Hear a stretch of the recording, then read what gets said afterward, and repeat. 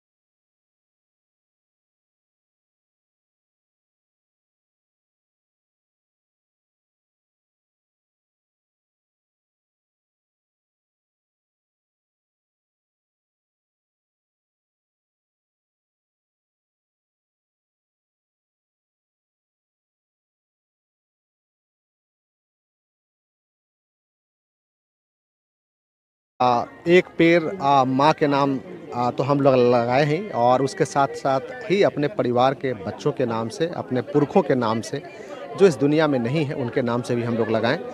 तो जब उस पेड़ की छाया हमें मिलेगी, जब उस पेड़ का फल हमें मिलेगा तो उन पुरखों की याद और उन बच्चों की याद हमें हमेशा आएगी। खास करके सिंदूर का पेड़ हमारे लिए बहुत ही पवित्रता का प्रतीक है और इस देश के लिए एक बड़े गर्व का प्रतीक रहा है, इसलिए हम लोगों ने इस सिंदूर के पेड़ का प्लांटेशन कराया। सिंदूर हमारा एक स्वावलंबन से स्वावलंबन, हमारा प्रयास ये होगा कि कैसे हम महिलाओं को इस सिंदूर के पौधे से जोड़ सकें और कैसे ये स्वावलंबन का प्रतीक बन सके, इसके ऊपर हमारा पूरा प्रयास होगा। किसी ने, आज मैंने सुबह देखा था माननीय प्रधानमंत्री जी ने एक पौधा, सिंदूर का पौधा लगाया है।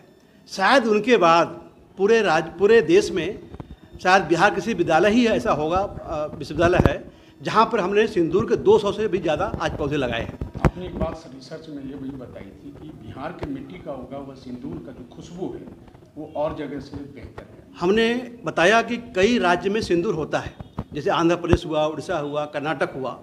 इन सभी राज्यों से हम लोगों ने सीड सैंपल लेके आए और उसका एनालिसिस करने के बाद अभी हमारा एक वैज्ञानिक प्रेजेंटेशन भी करेंगे। अगर आप लोग चाहें देखें, जो बिहार का पौधा है, बिहार के पौधे में जो उसका वैक्सीन कंटेंट है वो ज़्यादा है।